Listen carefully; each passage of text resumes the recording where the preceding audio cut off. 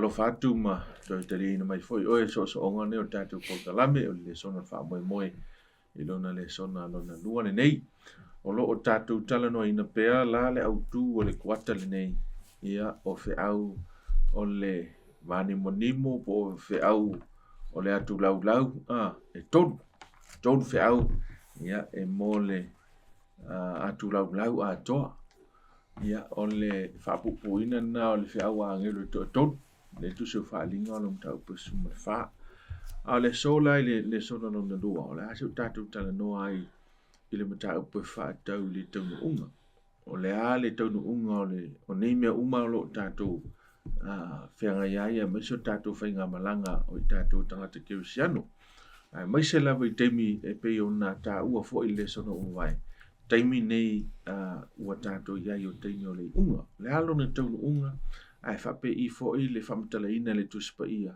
o le nei Taunuuga o le tātou whainga malanga. Ia, i le swafa manu malo i esu ke wisot whape atua i tālofa lava matalia ina mai. O e tālofa fo i so stasi, tu inatu le au tālofa i so stasi whatu a mafta mai mo le Taimi mua ni nei lungo le alata le nei o le alata o le wha moi ia po le Hope Channel American Samoa ia mo le Taimi mua whatalofa atu e auna le tua sunga ia pasta setu sunga atu ina ia tavita ia po atu whanae ia i le tātou le sona no nua nei o le awhai mwhai a onga talofa lava i lusung ia malo le saifo alo whaaftai mo le au no ina le nua Taimi ia lau whai tātou te talo whai ngai lo le man tātou le sona aftai le atua i le avanoa fo'i o le ato te tala i lo upu mai se tusi o whaalinga alon tau pasifu mai wha o lo o aunga i le mātou whaasoa ia i le nei vai tau talo i elo whaamanu ianga whaapitoa lava i le mātou whaasoa ia sidi ai le atua le whaafunga mai mo mai so se tasi o lo maua le nei whi au whaapitoa i lo suafa Yesu Amen.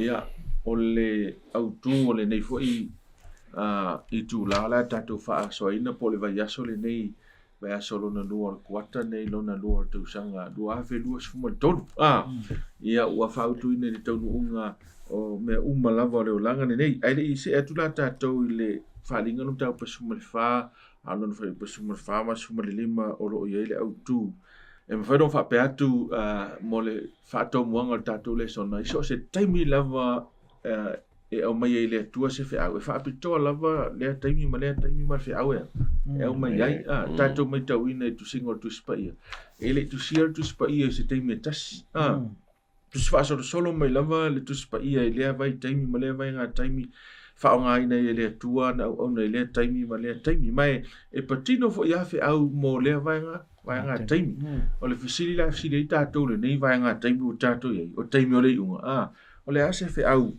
whaapitoa lava na tu mai e lea tua mo Taimi nei o tātou iei ia atono au tūna na o le tātou le sona nei o le tātou ai mo le whaau o le Taimi o le ala le whaau mo le Taimi le nei ia o le tali la fasili na le ala tari ina tātou le sona atoa le nei ia se i tātou whaitau le whaalinga sifuma le wha whai upa sifuma le wha ma sifuma le lima wha ma le mole lava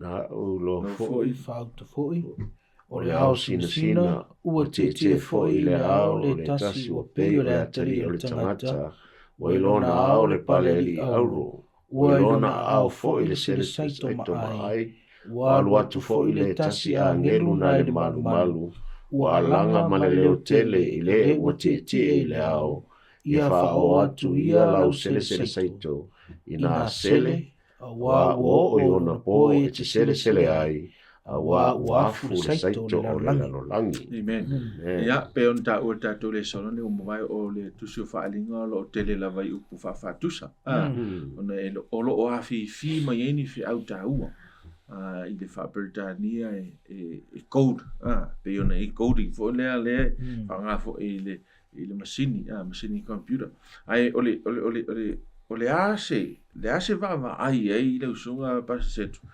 i le winga o le whamtalanga lea o le o le Taimi o whamasinong o ai pei fōringa mai o le o le whaata taunga le nā o le meo le sele ngā saito i le Taimi o afu le o le Taimi o le whaatoanga o te tau ai ona whaia lea whaia le selenga ia ele mafai ona luai pe lava le lalolangi mafaaua pe e ia le taimi taunuu mai tatou lona taunuuga le taimi foi ua taua le seleselega se i saunoa ia lausuga i le avae Aftai te loa a fai e tātou te wawai ma le to le tūsio whaalinga sumanwha. E tolu vaenga nai vai na le tūsio whaalinga sumanwha, pia white me tawina, whai mua o le lima, o loo iai tangata ua whaolaina. O loo iai tangata o lea ua whaolaina, mai a white vaenga na lea ua tutu i lunga o le sami te o ata. Vaenga lona lua o le mta upo ana sumanwha, o loo iai do fe au a ngelo tolu te loe fa lau tele tatu vai fe au na awa ngai luma tatu so ngar kwata ni mal vanga muli o lo ia se event e mafu ai ona o ia tangata ia ua manu malo ile mata upu ai fa mo o le lima lona winga la pe fa tatu te mai tawina fa mo o le lima o lo ia tangata fai upa vaenga lona lua fai upu ono o suma lua o lo iai le fe au a message o le nai afu e mafu ai ona Iloa ia me ia tangata ile vaenga muri o le mata upuna e suma fa ile fai upa suma fa o lua sfule tanto suina lona winga e mafu ona maua tangata ia ilunga ona ua ona tala inga le fe au ma ua maua la lato unga ile fai vaenga muri le tato te suina le vasula le lona winga pe fai tato te maitawina ia le vaenga muri o le mata upa suma fa le ile lifa ia ile tato suina le vasula nei o lo ua iai ia le taimi ua matua le saito lona winga ua ona tala ina le fe au ua o le lalolangi le tūlanga fo ilea ua mautu le whiliwhilinga tangata pena te talia le fe aua le atua pena te ena o lona winga o inala le iai lea le matua o le saito o le lalolangi le tautala i le whaalinga lea sufafe pe suma whama suma lima lona winga o le matua o le saito ua mautu whiliwhilinga tangata ua le iai le whamitalanga fo ilea le whaalinga o le ua miotonu ina miotonu ia o le ua paia ina paia ia o le fo ua le miotonu po ua le paia ina le paia lona winga ua o ile taimi le na ua le to mafai ona to ia sisi me mafai le lalolangi ua faino le ia filfilinga tangata o ai le o le ao la tu filfili ai po le tua ia po le lalolangi o le tau vaila na ile amataino le tanto Lesona ia mana tua foi le o umona saunua lau sunga le vaenga lea pe fai tanto te mai tawina ia le tusio a mosa e tonu fai upe fitu lo ia le whamtalanga le tua fai mai e le fai alava se mea e le alio iova ai faalia lona finangalo ia lona winga so se taimi ai e afui e fai ai le atua se me te le lalolangi e ia le warning pe la matanga le taimi le lolo sa ia le taimi na la unga to noa pe fa solo mai ai tala anga le lalolangi ai le fio mo mai fo Yesu sa ia Ioane le te wala o le warning fo isa tau i tangata ia e o mai fo le taimi le wa ia tato wa anga ia tu le lalolangi i ona to e taimi o le fe au lea mo le lalolangi ato o le warning fo le mo tato o le warning na e o i tato le filfilinga ia po fe tato te tu ai pe tato te tu mo le tua pe tato te tu mo le lalolangi ia fata u e lo fa so le fai lo filfilinga wa e moni e lo so no me umani me umai lo tonu e le se me ya lo ai pe le so no tonu e le tonu me ma nala le tauna fu ia lo tato fai ma filfilinga fai i le aso ma le aso ia o le mele silon ta u lo so o lau fai e fai le taimi le nei o lau filfilinga e matua te lea le fai inga i o loa o lau tonu ua ele isi si taimi e to e fai o ese to pero e le koe mwhinga e koe ko pea sau fai unga ke me ua ta le taimi o se lenga le ta ua tu se fai e ta ua lau filfilinga e fai le taimi le nei ia e fua i lau taunu unga lumana la tatou me e tui vaanga i ta o le sona lau sunga tavita whamana mole wharinga sumar whao lo ta ua mai eile ia le atali i o le tangata o te loa ele o se upu fo ele whaatoaria i mai I tusu whaalinga le upu lea. O le upu sa whaonga so e Yesu. Ia whapena fo I le tuso o tani elu pe o tatu tano fo I o rua tusine o whaalinga ma tani elu. Ia ona o me whaatau I walo anga waso le unga. Ia si sau no ia la o le hale winga o le upu o le atali o tangata malona whai anga I le toe fio mai o Yesu. Ia manisi Lesona tau mo tatu. Aftai ia. Te loe te le suafa fo le ave ia. Yesu pa. O tupu o le li o li. Ia pe ia mnatu a Yesu e mana ia le. Wala au ia o le atari o le. O tangata. O le tangata. O pe ia identify o ia ma tatou. E pe nefe mai le. E whaavaru sfuru. Whaavaru sfuru lua o na tau ia. O na tau ia tusilo o evangelia. Mai o le atali o le o tangata. Ia tai pela o nai mau ia le le po le matai sulu ono lo sulu fitu. A wa e sau le atali o le tangata whaatasi mana a ngelu. I le mamalu. O lona tama. Ona tau ia le e ia. E tai tasi tusa mlana. Mlana ngā ue. Ia le ho i tau mai le atali o le tangata. Matai rusu falu o fitu tau sifuru. A wa e pei ona emo. Mai o le wila I se sae. Mamala matu se sifo. E whape fo I ona sau o le atari o le. Atari o le tangata. Ia le e mul maua I lava I lau whai evangelia. Mas mai pritos fulu. Ona iloa le I le langi o le whai longa o le atari o le tangata. Ua sau I au le langi. Ma le mana, ma le maru tele. Ia ma le mate lua lima, tau tasi tau lua pe a sau le atari o le tangata ilona mamalu. Ma le au a ngelu pa ia. Uma whaatasi mai ona ti ai lea o ia I lona no fo ali I mamalu. E whaapotoina I ona luma ona lava ona tu ina lea o I la tau e ia e pei o le leo mamoe. Ona tu ina o mamoe ma. Oti, e se le taua foi le lole. E pei foi la le mele whaonga ina mal tatou. Pele tongi I mai. Na whaonga ina e Yesu le whaitau o le atari o le tangata e whaatatau I a te ia lava mai o le tasi lea o ingoa e fie iai. Na ia whaonga ina o se whaalinga o le pele I a te ia le tā ua whaatasi o ia mai tātou. Nga mga a Yesu ta ua e lo le alo le o ia fo lo le atari o le tangata. O na whaatau ina tātou. O ia o le whaaola e māmalama I tātou. O tofu I o lātou whaasosonga. Wa ui mai o ia I o tātou tātou toftofonga o ia o le atari o le tangata e toia fio mai a vatu tātou I le ainga. O te tau I a te ia o na tongi o le ina I tātou o na ua vea o ia o se tasi I tātou ma le a vea fo I mo I tātou wana fitai e ia mi tau tio whaasosonga o sātani ma manu maro hai. Nua mea o mai o e tātou o mea lani ala o I mai Yesu o ti ngā a toftofonga. Ia le whaatau o te le ia. E tātou whanau o tangata.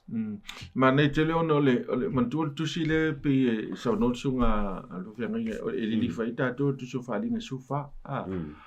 O mea le a tupu ma le whiau muli le tua te meo le unga. Ma le tasi leo vaenga leo e wha soa lau sunga tawita o le wha mafa leo o lo o mai I tuso whalinga. O leo le a fio mai. Ele ia se sioi. O Yesu lava lea. E pe fo tal no lava ia so o le tusi o le upule o Mekaele po le ngo Mekaele. Mala na au tau le sa tau so o le onga to tonu ala male fa tau la ingo o fe au le. O Yesu o le afio mai lava e pe mana ele awala le e fa so mai. O le afio mai o Yesu ele o sau vo ele a me e sau ese ia ese tatu ai e pe mana fa nga ina Yesu wa Yesu le na vel fa linga ia Yohane o le lava e va tu fe au le e fia ma futa lava ia le atu mai ma ona tangata o le ele o ta o mai se upu vo le a me e mamalu o vole mamalu mo le se lata mai tele a lo fa nga pelenga ngana le atali o le o le tangata le atali o tangata ina ia tau mai ai I le whanaunga a tangata po le larulang o le atua e fia mana e mafuta ma tangata ia o le leila le melna e te tauna ia ia tātou le filifilinga lea talu ai ona o le e fia mafuta mai le atua ia tau tangata. Amin, o ai au o ai tātou e mafuta mai le atua. O le tali le man whiwhiringa e whai tātou, ia mauti noa. A fio mai le atali le o tangata. Ua sa uni ma tā pena tātou. E a matātou e le teimine ni mafutanga mai Yesu. Ia, si isa siau whaapopolanga nā lela ame atu tātou i le vaenga lona tolo le tātou whaasoa i le whamasidonga la lea, wai e bei fōringa mai e se fōi manatu tangata nei mea whamasidonga, o a whea tonu al whamasidonga. O lai whai le taimi nei, pe whato a whai le taimi lea fio mai Yesu, o wai fōringa mai i le ata lea. O lai iei ia le se le saito lai u mai le lima, o me whapena e fōringa mai whato a whai le taimi lea whamasidonga. Ia se i whapula lau sunga po le atonu a le winga al whamasidonga. Pea whai tātou te wawai i le whamatalanga ale tusi o whaalinga sumar whawhi pe sumalima. Tātou te mauai o lewa sa uni ia Yesu e toi fo i mai le laulangi. Pea lele i tātou te lei o le vaenga lea. Pea whai te maitawina le whai mei i eilo na pale ali. Lona winga o i o lea. Le tua man malo. O leo le a toi fo i mai. Pita ia ele i fo i mai Yesu. Whai mei whamatalanga. Ona ia ele o le angelu mai le malu malu. Ua alanga. Whai mei le whamatalanga ia Yesu. Tango ia lau se le saito ma. Masele lo le saito. Ua matua. Maitau mai la. Lono winga i se isi whamatalanga. O le ua wa aia Ioane ia Yesu o le a fio mai. Ai te ia i le toi wala au mo le angelu. Se le mua mua lea. Le saito. Lono winga o lau whamatalanga. Ai le ia fio mai Yesu. E mua mua lea. E mua le whamasinonga. Wa o le matua o le lalolangi po le saito o le lalolangi. O le atana o lea. O le whamasinonga. Lono winga i se isi whamatalanga. Ai le ia fio mai Yesu o ia o le tua manu malo. O le whaata mai ua fio mai malona pale ali. Na mua wala au mai ia le angelu mai le manu malu lono winga o le angelu e mai i le ana muao naso. Whai mai. Se le lo lea. Lono winga whai mai pe a tātou wa aila i le ai le fio mai Yesu. E mua na tupu lea. Whamasinonga. Lono winga la. E iai ia le pe a o tātou wa ai male toto ai le taimur whamasinonga. E tupu le whamasinonga. Ai le fio mai Yesu. Ona iai le alo utartonunga. O lai whai al whamasinonga lea. I le taimi le nei. Awa e le mawhai ona toi whai a seisi whamasinonga. Ia pea. Pea uma ona fio mai ia Yesu. O le winga la le nao lea. O le vaenga lea ua matua lea. Ua matua le whata. Ua uma o lantou. Ua whaino o lantou. Ia filfilinga lau langi. Lona winga ua tutau o la. O lau whanga solo lea. Le whamasinonga e Iloa aia. A lantou filfilinga. Whaato a fio mai loa lea o Yesu o ia lea.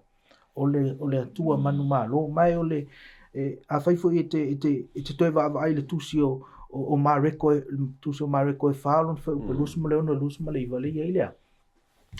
Le tangata fui lea lulu saito wa umona tutor saito ai te uala malitai aua. Ua ola ia. Ua ola malitita nia po le la au leanga.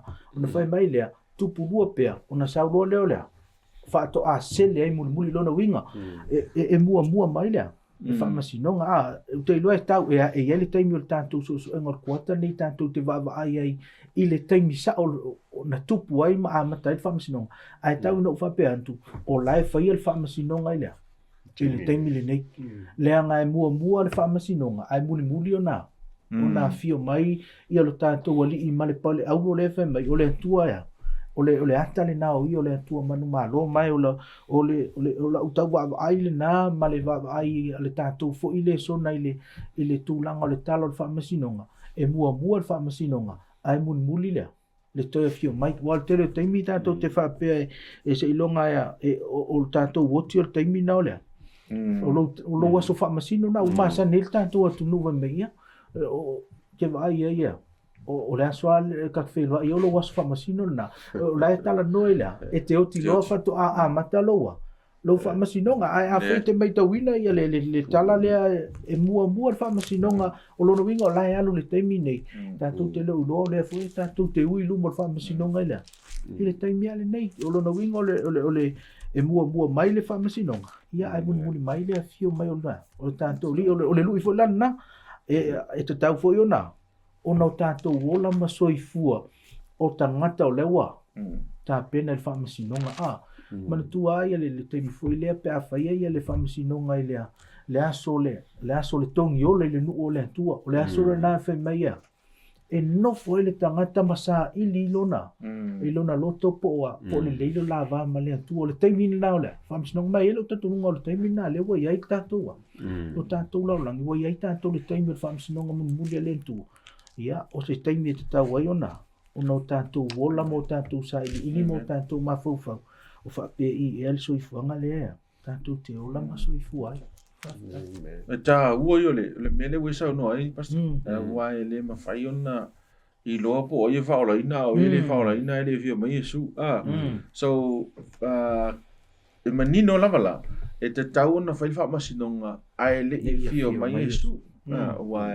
e tauna Iloa po ai otia oi ma mo ele vin sa wa ele lo po vela ele vela na ave fa tasia so e te tau na fai fa masinonga le ai le fio mai Yesu ai tau foi la vo to tu lo lau sa no anga le taimi le neu tato ia o le tele tangata manatu o le tusilo fa linga le ai ele i o atua le mena tu ai mai tau mai oi oni so tato ne ele o ai e longa e o ai masalo po fa nau o tato fa nau fa tau ai tato vai le tele va le fa to no ngo tele me o tato motino e tau te i te lava o va le o mai o le aso le fa masino por eso le wingo la famta le aso le Taunuuga me uma ia ai al mele misi atato o le taimi le nei tau te ola o le taimi te oti ia ua faino lau nau fai o faino lau fai unga so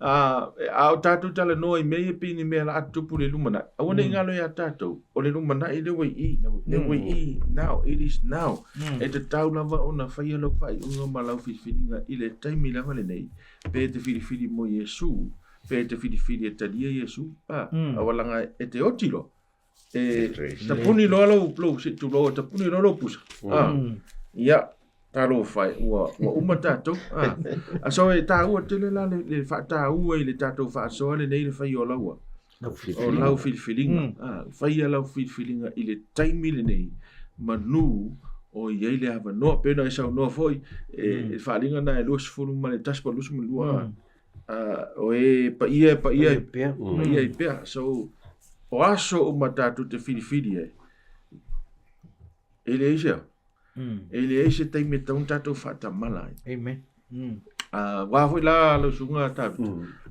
o lo ina whai unga le atua Vai le fai tau tatou fai ungo le Lesona le fai mai mata umai lea le lalo langi le universa lea i le bai manatua o le tautua ia e satani po tatou Lesona le umatu fa mai e le fai sin tau sia tu la fono le atua fa mai le atua fa malosi fai ngona ana pulenga ma le tau singo on polo inga ai o le afa mau ni ai le moni male ami o tonu ai o le atua ai e fa mau ni ai fo e fa mau ni o lana fa nau fa atua e ma fai le fa nau le atua i le malosi na mai le atua ona la tu si sta ia tu la vai ate ia e pe ona ia le fa linga na e sfuru le tatu ta no ai su do fa su mal fitu ta u tele la vai fa u tatu le so tu le mateo le sulfa fa poi sulfa le ta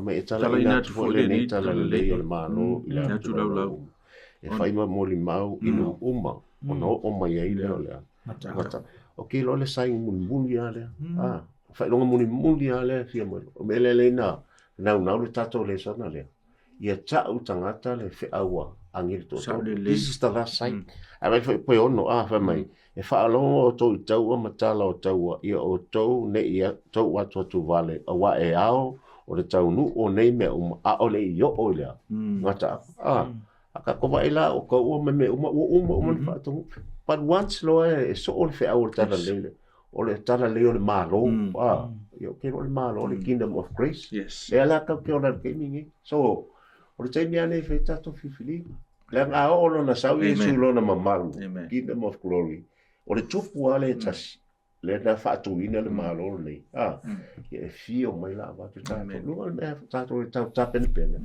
Ia me sauni tangata, o le mea tau nāle wa mele whea le. O kā koa e wele warning i le lano langi. Because so many people lai le pongi sā. O tātou la tau e. Ia la o amata whamsino. O fo le tanieru le tātou wa vai. Ono fo ia whamsino. O fo fola tusi.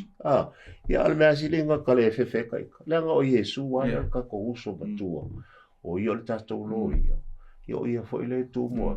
Mo tātou ngai kāua kele ka ko loa le o Yesu mo na tātou tua. In order for us, au ka pepole na tātou fe. So ka koala ke kau fai. It's our responsibility. Ele nga o fai au, ele nga o le mea ta fai o tātou uma. Te tau na tātou ta o le fe au nei. Leanga o le siskai. O matua o la tātou le teimi fo. Le lo vai o tātou matu. O ke kalkonga o le generation aringe ka ko kau ke va ai lava le mamalu mo le fia mo ele. So sa o le mana e lau tu e whaopopo mai le wha mawhatu langa o le wha malosi o le whasoa o le maure nā mate o le su whawhai pusu mo wha awa ele ngata ia vavena Iloa i tangata le tala le lei e fio mai esu ai o le responsibility fo le i lungo tau au tato awa a olo ina whai le whai unga le atua ona matua Iloa le moni wha maoni awa e whai wha peifo ele i ai se mea ele i o iai lea le tale le ma le ngaruenga le tua fai le ngaruenga tama fai le ngaruenga le alo fai le ngaruenga le nganga paia fai fo le ngaruenga ai a so oi o Yesu oi so o Yesu o ilato uma lo tati tonu ia ye Yesu ele me fai mai o so o Yesu ai te tafawha o te le ke ai fa lau te le ina le ole o le fe au le tua ina ia vave na so o le fe au le ale tua le ngata ang ona vave mai le ole fio mai Yesu so fio mai le Yesu you know o le ai ase mele yo o ilana ele yo o ai le tau mafai o le tua e fa o le lalo langi uma la ala na leo o tato esa that's why ko kile God is a God of justice le mo fainga fio mai le ele so o tala le ya ka ko wa ikelo me ya le wo so le lalo langi e mo ki wa ka pepese mo wo so le lalo para o termino ka ko va fe au le tu ko fainga fie sa ke like ma me o mal termini le so le se so o fe au fa pito mo e o la fe mo fe au ange toto it's a simple a ka ko mi o ka ko ki li wa fa pe ange re ba ka se la so uma Pero le me le tu le privilege ya tato it's an honor ka ka o fe au le mi se tato ainga ya mo la to lo si ki tato so o fa fe ka ya u ya o maringi fe au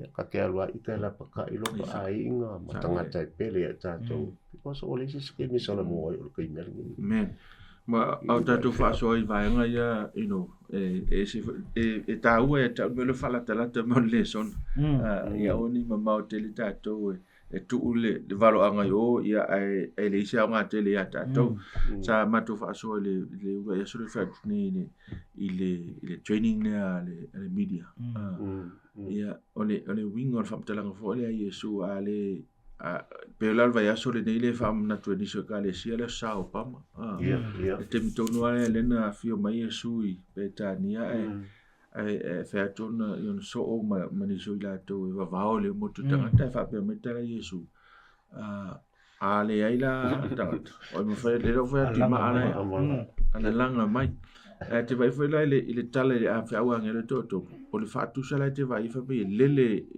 te lo to ingon la no ngol va le la lo langi ta to pa ne ta ma le langi le fa ai va ile ele te mine ni ia o me ia le fa nga o sa te ni te la tu ive la tu le va o le langi ma le langi ia ai fanga me satellite fe au ngi wa pe tato pila tato fa sone le fe alu lunga o le alu lunga ia sa le la lo o le fe au le e mo so se tasi te me nei fe au le tato fa so ina so o le winga o la fa matalanga e te tau na fai tato va enga ia so fa msinonga ma tato ia fe tato filfilinga ia sa o mena te filfili ai e po le hale tele o mena te fia ile o langa ni man la langi nei o na tal fa masinonga le tua ele ma foi ta tonto i reverse me e na pa wala tal ma ano fa lo wa tal ngai ko inga fai mai lunga le hok chanu ele e tuai pa lo Taimi nei taunu whailo whitwhilinga.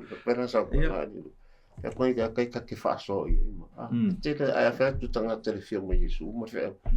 E fa pe. Ora ngau ka because e ke lo la koele isa ba mo lungo me. But ora la ve ta tu fe.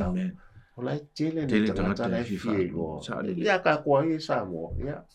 Parola una talo tu ele asisi te sili na ta ora ta tu atu ta o so sisia o ele asisi ke la ke mo ke la inga kai no kwa pu sa pe ora me lo leo ka fa lo le la un inga me o fe a ora ki vo ele ru la wa ya la sta te no forma le ai o rua me pelu o me anga na le so no fo la o me lo pumon ya ele asisi lo me mon la fa se to la langi ma se to ila e o te mo fa msino ya ala ton se tanga tai to nei lo ai tanga mo lo pumon ya o fa pale ina la tanga la so wa ile fa ringa sumal fa ma ye fi ma ia male no pale o no fo ali polo pale no udu polo nao ia le pale ali mamman le alfa le ali wingo le vai la fita tu te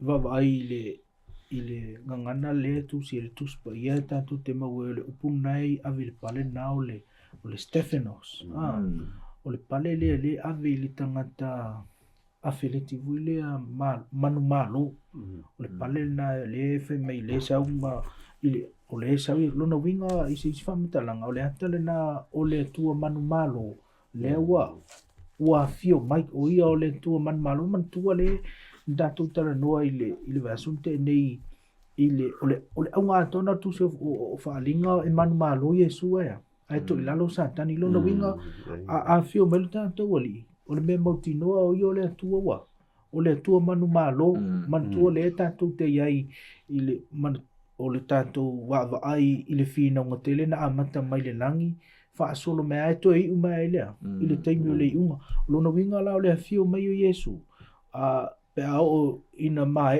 ia le famasinonga o lona winga o le tua wa manu malo le winga wa manu malo le ngata manu malo ile taua o le fo wa ia mautino wa ia tangata wa manu malo o mautino wa ia tangata wa manu malo o lona manu malo lana le manu malo umai ia tangata ia manu malo ile Taimi le tatu te va ia ile amatanga le tusi o faalinga sfuma fa o la tona le watutu lunga la o le sami te o tangata ua manu malo ole unga tona o tusi o faalinga mai te le Taimi tatu te e tangata fe mai o le tusi o faalinga o le tele ioa pe o man fe ai mai si mau mea o le tua to asa mai si mau mea o le to asa o le tua ai a fai tatu te focus i mena o no tātou le maua leo le aunga o le tūsio whalinga ua manu malo ke riso.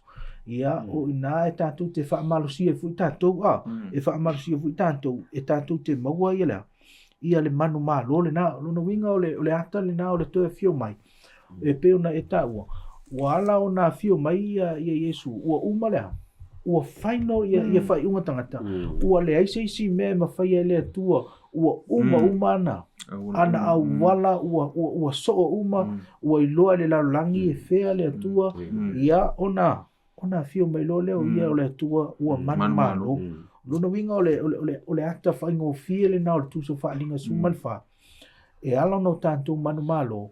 Ua tātou tonu i le tua manu malo, o tātou fili mo le tua manu malo, mai ole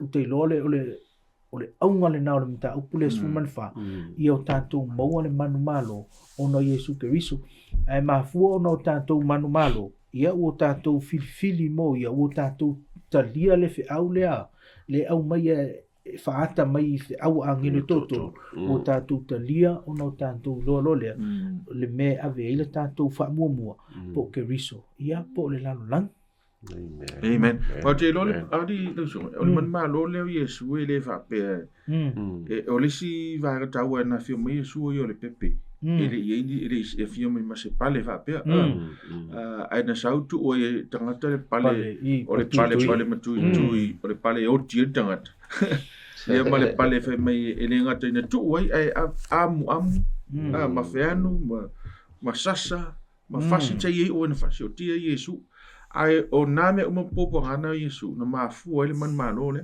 man tu foi la tua inga satani ne fai ele ngata e fai mai e fia pule le tua ele me tonu le tua ai longa e so la mun le tua ai le tala ia yo puta to te lo ai e te le o mota ngata e fa ma oni pe le tua wai na si la fia le tua o lana au na yo o le tangata ua matua lo na fatua tu fa ia satan anu la to folo o na pa fa pesa o la talo fa betala a satan ia yo ya la nga fa ma on ia yo ya o la nga fa mo ia pesa ai ko folo fa mai le ko wala le la anu la to fo ia yo a wo si la fia le tua ia yo po mo lo na malo si la wa ia I falea falenga e o ia na wono mai fai o lo to lua pe ngi instruments nga fa nga e kia por fa kasi ma me nga kupu ya yo pa penga o malal me tupu tanga tole o le unga tangata ia le ta u tangata manuma lo so sa o le fio mai la o Yesu pe la fa te inga ia o le te inga le mai I le tatu tala tone e nga tole pale e fio mai mana ma se saito lo no winga la wa ye o nga ngana fa to anga le fa nga amen fo ile e te tau na ye se fatu e te tau ona tupu mai te tau lava ona matua so se fo nga fa ke Cristiano lava la a fa pe le fa fo me ni te ele o se finangalo le tu le tato tali o le upu matu mau e pe ele metas ele o tu mau vale fa tu a meter ese malo moni le o le tu mau I a Yesu ai te tau na la ai luma loa lo so I fu fale nga ele pe o fa mai Paulo ele ta mai ti e beta to ele ta mai ti e beta to e ta tau la vo na tato tu ma tu le so I fu fale nga so o le so I fu fa pa e ina la tangata ya so fa iso o le mele ile o langa ato tangata se io oina na malo no lo sunga e la vea e to atele a ke Luciano bon leva na Iloa Yesu a o tolu se fu tu sama ele se tupu fale nga e fa fenta tu lo e to tupu fale nga e tupu fale nga ona o fuole nga fa tu tele ina lo sai fa tu tele ina le lofa fa tu tele ina le ia me le umana ta o mai tu o kaltielo ta o lima fa pe e lo sumantas lo no wingo e fa tu la ia I me umana ai a fai o tolu se futa usanga la te e papa kiso o e ke mai kai ka o I me umma so se kala e fai o le ua o ile kala mane e ta o mai e le I tai matua fa le nga pe o tolu se futa usanga o le na te tu mau le vai nga tas o lono wingo ne famtalanga e ta taula ona o mai le mamao le leva na Iloa Yesu o lo loto la maftanga mai Yesu ma ua te le swingo lo o langa fale nga malo manga ile no va mai Yesu so o tangata la fa penale mano le sa ya Yesu e sele tangata na tutupu fale nga ma ua ma tutua fale nga ya ma tua lo wa tauna na sele Amen. I te o toi pala tu le fua mai mau. Ai te taua ona sele le atua lana. Lana fa to anga le so ole mele tau te vai ole a mi o tua. Amen. Ole manu malo ya yo tangata ole tua. Ele fai ngofie ona pa u atu fa so nga te apolo. Ona u matua fa le anga le so I fua tangata so expect le atua tato ina io tato tupu fale nga ta wala na o vanga le se lenga so no fia pa ia no o tu le vanga muli no sunga ta vita ia pila le o ta o nei vanga ia fa pula tili le vanga na ali nga su fitu a luas fulu ia ile se lenga muli o le fu matua ia ma ia ole pika ke vai kan mele ole longa fa pe ngole ole total commitment sa lo commitment a ko ile ko pe ya ka o ke apolo e felo lo e pele le o ka le ke vai ala fa o le se lo fa ni o le fo mai pe o yang e lu le fele le mai fe ang e lo ko lu e mal ang le ta o le sunga ya se tu ke vai fa pe su fitu me o lo tu fo le tasi ang e lu nai le malu o i le langi o ya te e fo le se to mai winga le sa ko le mesisi de ko pa i de me le le fi anga o le tu le pa ka le ka le ang e lu ale ko me ia o le tasi angel fo ua lu atu nai le fata fai taulanga o ia te ia le pule i le afi o langa fo o ia ma le hotele i le o ia le se tomo ai fa pe atu i nā fa o atu ia lau se tomo ai ia sala ia fui vine o le vine o le lalolangi a wā uoto ta fui vine no pe e ka kiwa i vanga le lau panga le anga la so le sai kole uma ko pe fa kusanga i kangaka o le ua fa o le inga ma alo no fa ile atua ya le la fa usau i ya ka mala le o fui vine ya le ya se o la wa mi o le anga ya au fa lo kaka ka fo ile fi fa lo ile atua fa me le suluiva o le fa o mai ile le angelo la na se le saito ile la lolangi o sala fo ile le vine o le la lolangi o ia la foto fo i tonu o le solinga a vine tele o le toa sa o le tua o solia fo i le solinga a vine i tua o le ai o alua tu fo i le toto ma le solinga a vine e o i whaanguto sol fanua e tasi le afe ma le ono se lau o se tatio o pa uma iai ya no ngala pe a hole ale won maile faling le suli ma suongo ia mala ia ma mela o tangata yo kangaka falonga ya le mo mua mai le la pata inga le tu pena tatu wa ya no yo ne baptiso yo le la tu wa le manol tangata e fidi ai ya po le sei tomatua po le sei kole po kamale wa vo vinge o ka ke pra isunga vine por amo ko kai por me wo por le vinge por ya fidi ngauta ita alongo ama mo sustai ya la po malo pasa iso fa popo le va kan ta wole pafita tu te va ai tu sile o fa linga sumalfa e ia le fa pung fa penta ni fu ile it's a chapter of contrast fa tu sanga mantua fa tu sama ai ia le tapua i ile tu so ifua ma le ifon man ai ia ile fa tu sanga o serselenga e lua pete au no fumo ma fa o se ame wa mantua e se ai ele me fa tu sai se lenga o tangata le leima ma se lenga o tangata o fa le ton wa o se lenga o le seito le lei e fa tu sai tangata se lenga o tangata o matua o talia ina le fa wangi o to ai o se lenga o tangata e o te ena o la tona le fa tu sai le vine wa o le o tuta o le o tō tānga iai. Ia, pāwhiti wawa i whapirutania wa right. Ngā le te mo le upo i leo whai o tā, o whai pula, lona winga ua matua lea, le se lenga, pāwhai la tātou te, pāwhai e, o tānu mo, pēia i elif so ta inga mana tua ia le ipu le o le whawhine, fo i lea i le tūsa whaalinga sfumare lua, o le waina, a tono tangata nā lewa, leo teilon mafuanga na leo fa tu sai tangata te ena fa wanga toto tangata ole te vai ole fainga ole waina le mele le mau i lo no wingo tangata wa mali lie le waina le ole to ole faitanga mai fa foi te vai le fa mtalanga to sa le tu ole waina ole to sa le tu lo no wingo la to na le fa tu sai le ia le mele o matua le o matua ia le vine lona winga le te vava i le ata o le whainga o le waina o le toa sa o le tua o le waina o le whaitaanga le fine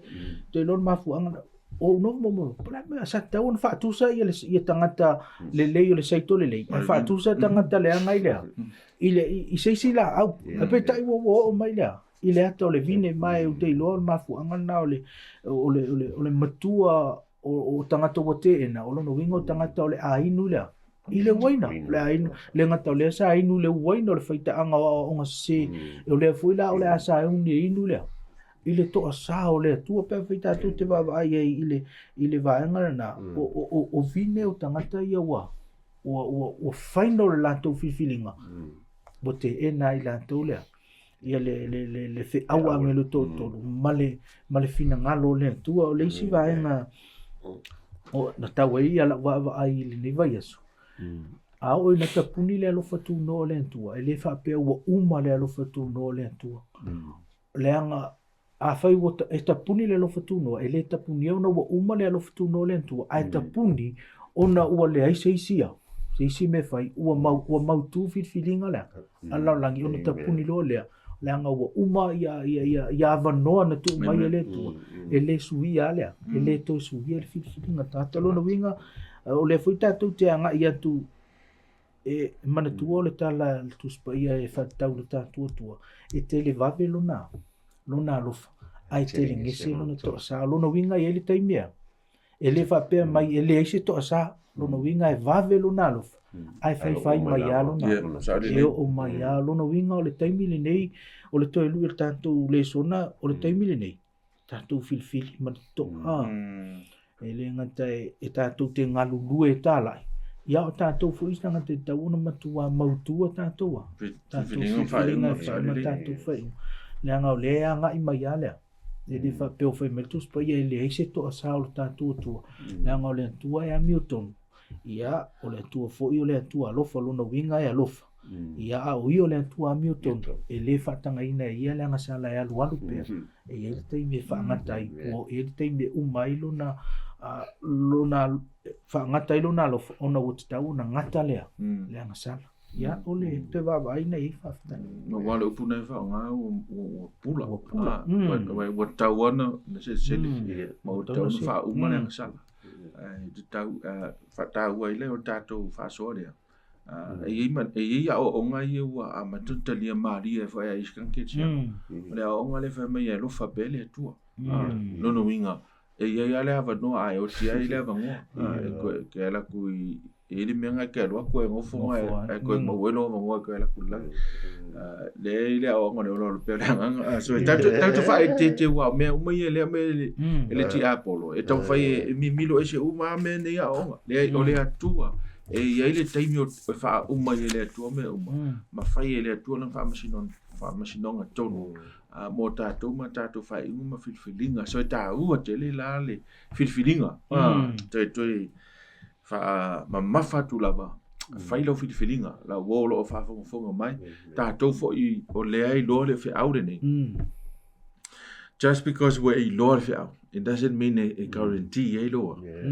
No one. Ne ai o le i loa ma whai o le mea silina i le atua. Mai ustai i matu maua i awa onga nei. Ma wha matua i lo tangata keu si anu. Amen. E le anga tere le mea wha matua wha matua o mea le anga ni tangata rea. Ai taun wha matua tātou i mea le lei mea wha lea. Wha lea tua. Ia le whilwhilinga na e whai aso uma. Mea o te whiwha manatu fo i le idua so. O le mea lea o le whilwhilinga a fo i lea e toi whatu tope. E le tupun mea nai te minea. O le mea maasani o lau maasani. A wha peo lau whilwhilinga te whilwhilinga e whai e ale mea sao i te mi uma. E le aise si mea toi suian mea na. O maasani a whai mea sao. Pe o ai a sau e lulu. Kongi lunga kongi lalo oe. A se tu loua. E te tu maua e whai lea. Whai le mea sao leango lea mio le naua e wha maasani ai. Ia, e te tau le a tātou keo si anu. On wha mau tu wha pena, wha malosi wha pena o tātou whilwhilinga whai le aso mane aso. E ma tātou te mātutu o wha le anganga ai. Hamanuia mai le atua i dua songa wha whtei tele mo whi au. Ai, silion wha manuia ne o tātou uso. O e alo wha whonga mai mo mai. Ia, lau songa tā vita. Lau songa toi ipe whaine e sau noa mai wha manuia tātou. Au mai moa ma le wha whonga. After le tua i lau upu, sa mātou tatala no ai le tua mwhasoa.